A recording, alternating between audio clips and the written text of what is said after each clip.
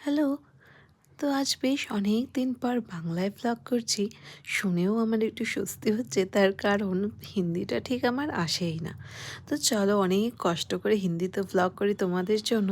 But ওই average percentage viewers আসে বলে ভাবলাম যে না, আমার কমফোর্ট জোনটা আর ছাড়া যাবে না। তো চলো আজকে সন্ধ্যাবেলা তোমাদের একটুখানি মেলা থেকেই ঘুরিয়ে নিয়ে আসি। তো আজ যাচ্ছি বই মেলায়। আর ওপরের ক্যাপশনে তো হয়তো তোমরা সেটা আগেই দেখে নিয়েছো। বাট ওই যে ভ্লগার তো তাই একটুখানি বিস্তারিত না বললে হয় না।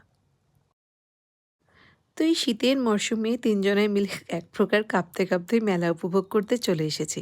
তো কল্যাণীতে তো ওই শীতের মরশুমে প্রচুর মেলা আসে। তার মধ্যে প্রথম যেটা আসে সেটা হলো বই মেলা।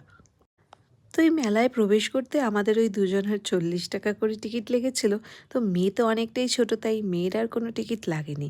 তো মেয়ে তো ঢুকেই প্রথমে ওর পছন্দের জিনিসটা ঠিক খুঁজে নিয়েছে। তো মেয়ে তো ওদিকে নিজের রাইডটা এনজয় করছে, আর আমরা এদিকে সেলফি আর ভিডিও নেওয়া থেকে বিরত থাকি কী করে বলো? কারণ এটাই একটা সুবর্ণ সুযোগ। কারণ মেয়ে একবার চলে আসলে না সেলফি তুলতে দেবেন না ভিডিও। তো মেয়েকে সন্তুষ্ট করে এবার চলে এসেছি পেট সন্তুষ্ট করতে।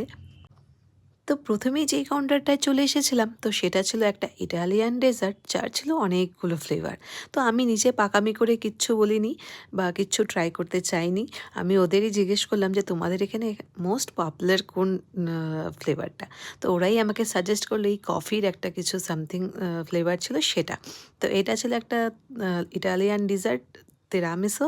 তো আমি প্রথমবারে ট্রাই করেছি, আমার খুব একটা খারাপ লাগেনি, তার সাথে সাথে আমার মেয়েরও। বাট আমার বরের খুব একটা ভালো লাগেনি বলে এই যে দেখো ওর ফেভারিট ঘুগনি খেতে চলে এসেছি আরেকটা স্টলে।